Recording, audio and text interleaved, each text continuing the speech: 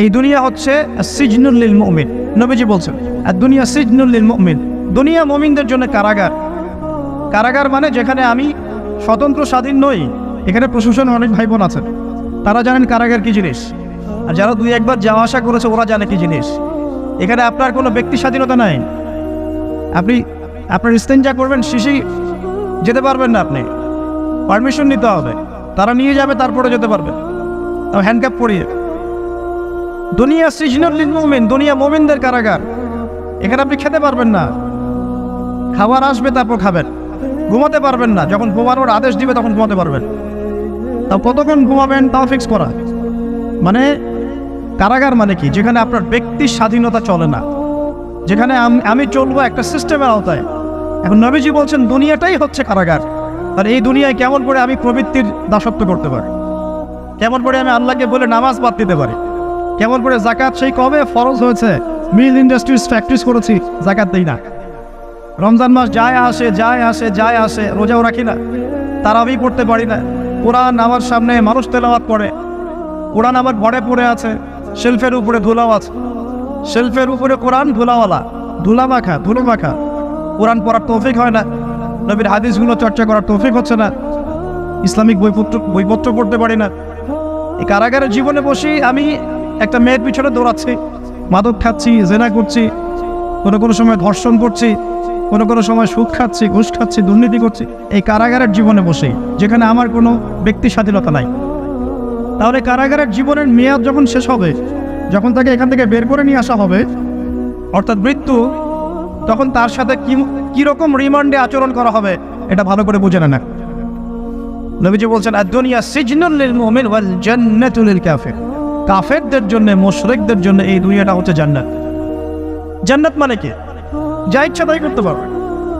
জান্নাত মানে কি? আপনি চাচ্ছেন আল্লাহ আমি এখন একটা খামর চাই, শরাব, আপনার সামনে হাজির, চিন্তা করার সাথে সাথে।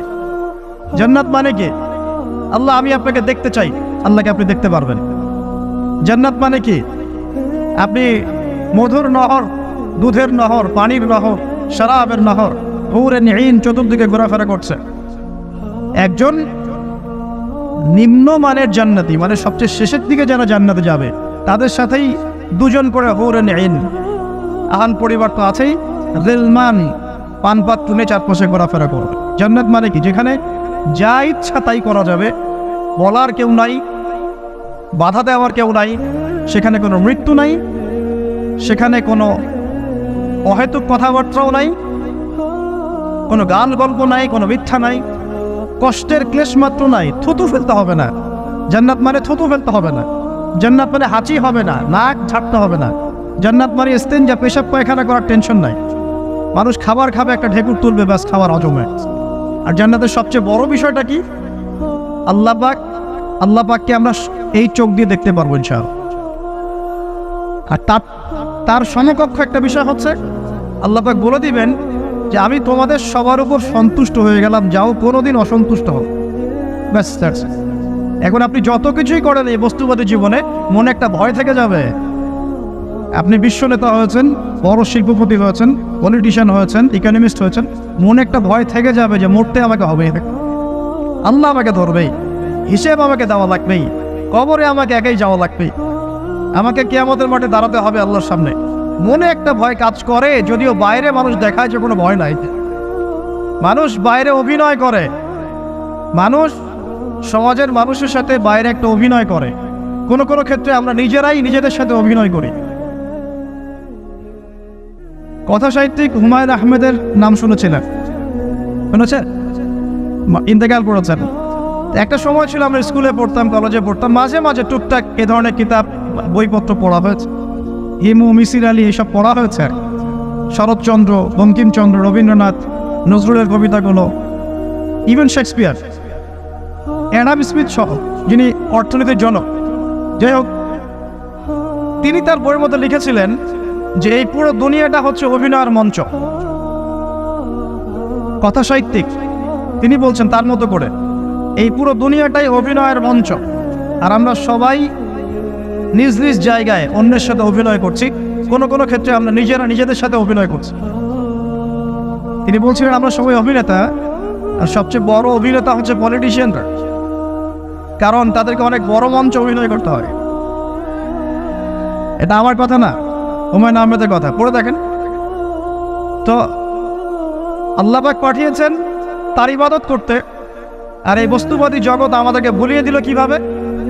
কয়েকটা প্রলোভন দিল। প্রথম প্রলোভন হচ্ছে টাকা, তারপরে জীবনে কি করব প্রতিষ্ঠিত হওয়ার চিন্তা, তারপরে চাই চাই আরও চাই এই একটা আকীদা দর্শন, তারপরে আমার স্ত্রী সন্তান আহান পরিবারের কি হবে, আর আরেকটা দর্শন আছে, এটাকে বলে চারবাক দর্শন। এবং দুঃখের সাথে বলতে হয় আমাদের রবীন্দ্রনাথ ঠাকুর কিন্তু এই দর্শনের মানুষ ছিলেন। চারবাক কিরকম? তার কবিতা পড়লে দেখবেন লেখা আছে, দুহাতে যা পাও হাত পেতে নাও, দুহাতে যা পাও হাত পেতে নাও, বাকির খাতা শূন্য থাক, বাকির খাতা শূন্য থাক। ঠিক চারবাক দর্শন, এটা ফিলোসফি পড়েছেন, এখানে অনেক টিচারও আছেন আমি জানি, তারা এই কথাগুলো বুঝবেন। চারবাক দর্শন কেমন? ঋণ করে ঘি খাও, ঋণ করে ঘি খাও, যতদিন বাঁচবে সুখে বাঁচবে, এটা হলো চারবাক দর্শন। তো দুহাতে যাবো হাত পেতে নাও, বাকির খাতা শূন্য থাক, মিল আছে না? ঋণ করে হলেও ঘি খান, যেভাবে হোক ঘি খান না, মানে ঋণ করে হলেও ঘি খান, যতদিন বাঁচবেন সুখে বাঁচবেন। তাহলে এই দর্শনগুলো বস্তুবাদী না? বুঝতে পারছেন কিনা? ম্যাটেরিয়ালিজম, বস্তুবাদিতা, মানে আপনি চোখের সামনে যা দেখছেন এই দুনিয়া, যেভাবে হোক অর্জন করে নেন, বাকির খাতা শূন্য থাক। ইসলামিক কনসেপ্ট এর টোটাল ডিফারেন্ট কনসেপ্ট। ইসলামের ঈমান, আকীদা, ইসলাম, পরকাল, মুহাম্মদ সাল্লাল্লাহু আলাইহি ওয়াসাল্লামের আদর্শ সম্পূর্ণ ডিফারেন্ট। আমরা বলি কি, এই দুনিয়াতে আমরা মুসাফির, দুনিয়াতে আমরা কি মুসাফির, কে কতদিন থাকবো কোনো ঠিক নাই। নবীজি বলছেন, হে আব্দুল্লাহ বিন ওমর, তুমি দুনিয়াতে মুসাফিরের মতো থাকো, সকালবেলা উঠলে সন্ধ্যার অপেক্ষা করো না, সন্ধ্যাবেলা হলে সকালের অপেক্ষা করো। দর্শনের মধ্যে কত পার্থক্য না, আকাশ পাতাল পার্থক্য না? এখন যদি এই বস্তুবাদী দর্শন নিয়ে আপনি চলাফেরা করেন, তাহলে তো আপনার লাইফের অ্যাম্বিশন হবে একটা ফ্ল্যাট, আর ওটা এনি হাও আপনাকে অ্যাচিভ করতে হবে, legal way or illegal way, আপনাকে অ্যাচিভ করতেই হবে, অ্যাচিভ করতেই হবে, যেহেতু আপনার মোটিভটা হচ্ছে ম্যাটেরিয়ালিজম, বস্তুবাদিতা। আর নবী সাল্লাল্লাহু আলাইহি ওয়াসাল্লাম কি বলছেন? সকালে ঘুম থেকে উঠলে সন্ধ্যার অপেক্ষা করো না, সন্ধ্যাবেলায় থাকলে সকালের অপেক্ষা করো না। তুমি দুনিয়াতে মুসাফিরের মতো থাকো, তোমার যতটুকুতে দুনিয়া চলে যায় এতটুকুতে সন্তুষ্ট থাকো। নবী যে বলছেন, তোমরা হাঁটবে যখন রাস্তায় চলাফেরা করবে, তোমাদের উপরের দিকে দেখবে না যে তোমাদের উপরে কারা আছে, অলওয়েজ দেখবা তোমাদের নিচে কারা আছে, তোমাদের চেয়ে খারাপ কারা আছে। এক ভাইকে আপনি দেখবেন আপনি সুস্থ, তার হাত নাই, আরেক ভাইকে দেখবেন আপনি সুস্থ, তার চোখ নাই।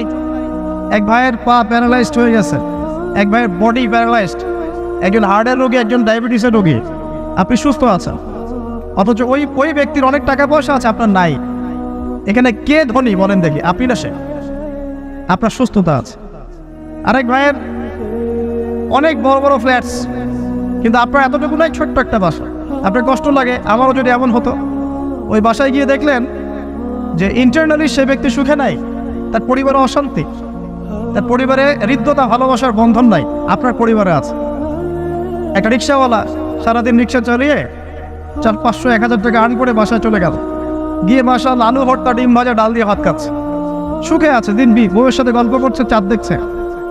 আর সেই তো কবে আপনি ওয়াইফ কিনে চাঁদ দেখেছেন ঠিক নাই, আপনি টাকা অর্জন করার নেশায় বছরের পর বছর স্ত্রী থেকে দূরে আছে, দেখারই সৌভাগ্য হয়। আসলে সুখ কাকে বলে? সুখটা কি জিনিস? ঢাকাবাসীকে সুখ বোঝানো দরকার। সুখটা কি জিনিস?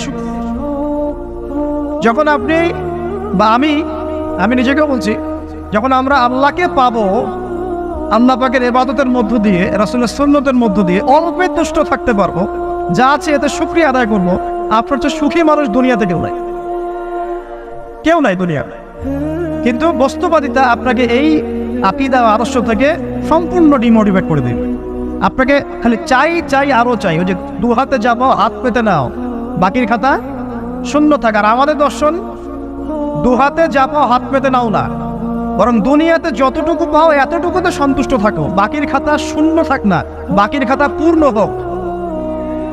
মানে পরকালটা বাকির খাতা না, পরকালের বাকির খাতাটা পূর্ণ হোক। প্রয়োজনে দুনিয়ার সব চলে যাক, প্রয়োজনে দুনিয়ার সব যদি চলেও যাক, তারপরে বাকির খাতা কি হোক? পূর্ণ হোক।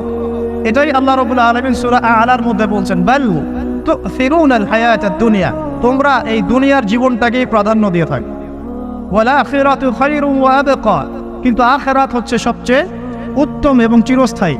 তো প্রিয় ভাই এবং বোনেরা যারা আলোচনা শুনছেন, আজকে আমাদের প্রথম সবক হওয়া উচিত দুনিয়ার নেশায় আমরা না পড়ি। আল্লাহ পাক আমাদেরকে তৌফিক দান। এর মানে এই না আমরা দুনিয়ার প্রোগ্রেসে যাব না, অবশ্যই যাব, আমরা অবশ্যই যাব। পুরো ন্যাশন জাতিগতভাবেই আমাদেরকে এই ওয়ার্ল্ডের সমকক্ষ তো হতে হবে কি না? আমরা কি ওয়ার্ল্ডের সমকক্ষ হতে পেরেছি?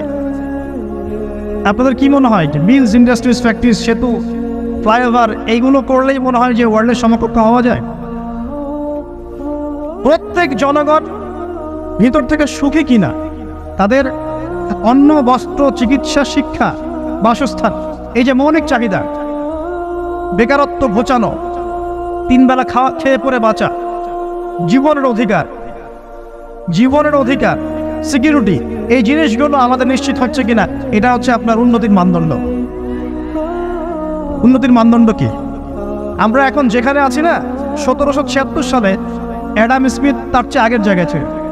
1776 সালে অ্যাডাম স্মিথ একটা বই লিখেছেন, তার নাম হচ্ছে যে দ্য ওয়েলথ অফ নেশন, এই কিভাবে একটা রাষ্ট্রের ওয়েলথ ফাংশন করে।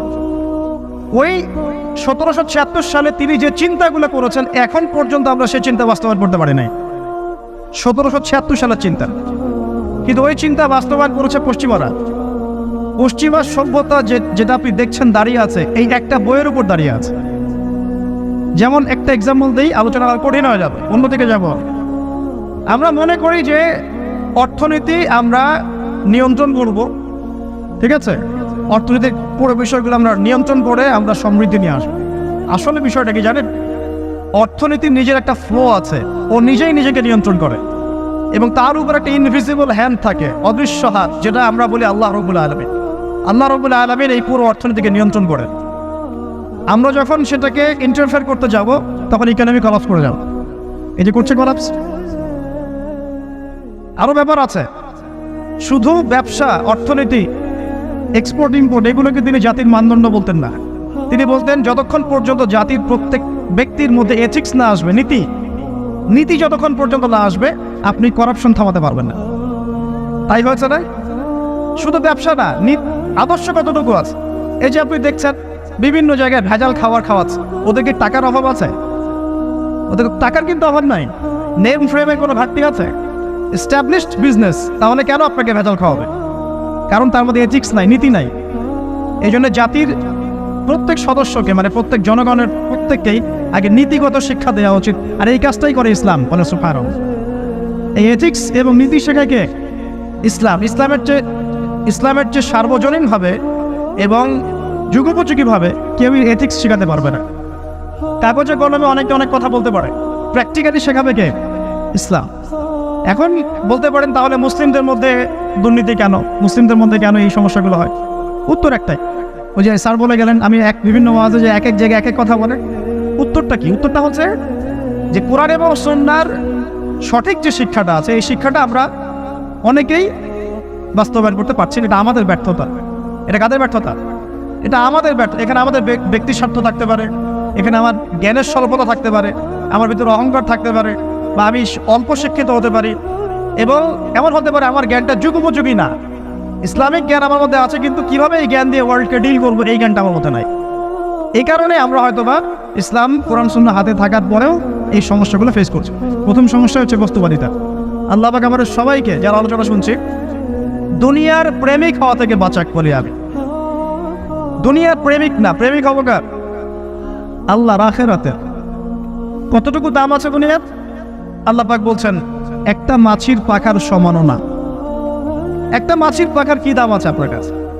আল্লাহ পাক বলছেন পুরো দুনিয়ার দাম আমার কাছে যদি একটা মাছির পাখার সমান হতো, তাহলে এই দুনিয়াতে কোনো কাফের মুশরিক পানি পান করতে পারতো না। তার মানে এই দুনিয়াতে যা করো, আমার তো কোনো দামই নাই দুনিয়া। কালকেই তো আমি দুনিয়া ধ্বংস করবো। আর ওই যে দুই জাতির কথা বললাম, জিন এবং মানব জাতি, আপনারা সূরা আর রহমান পড়বেন। রহমান নামটা অনেক ব্যাপক, দয়াময়ের নাম, তার মানে আল্লাহ পাক মার্সিফুল, মোস্ট মার্সিফুল।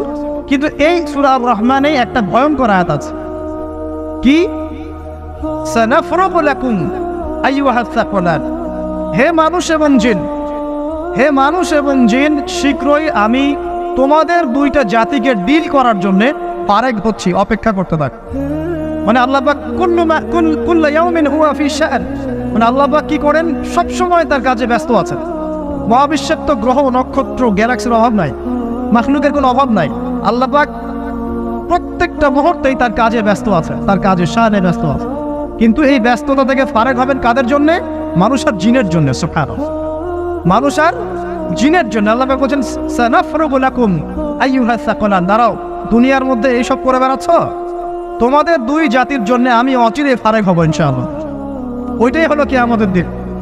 যদি ওই দিনটা আমরা মাথায় রেখে চলি, ইনশাআল্লাহ আমরা কেউ বস্তুবাদী হব না ইনশাআল্লাহ। আল্লাহ পাক আমাদের সবাইকে দুনিয়া মুসাফিরের মতো থাকার তৌফিক দান করুন। আমরা উন্নতি করব, অবশ্যই অগ্রগতি করব, আমরা সবকিছুই করব, কিন্তু দুনিয়ার পূজায় ডুবে যাব না। এটা একটা বড় চ্যালেঞ্জ। মানে মধ্যমপন্থী থাকতে হবে, না একদম গোলালু মার্কা আর না চরমপন্থী, মাঝামাঝি থাকার চেষ্টা করতে হবে। আল্লাহ তৌফিক দান করুন। ঢাকাবাসীর জন্য এর চেয়ে বড় কোনো নসিহত হতে পারে না। আর ঢাকার মতো যত মানে সিটিজ, মেগা সিটিজ আছে সারা ওয়ার্ল্ডে, তাদের জন্য এটাই প্রথম নসিহত, বস্তুবাদিতা ত্যাগ করতে হবে, বস্তুবাদিতা।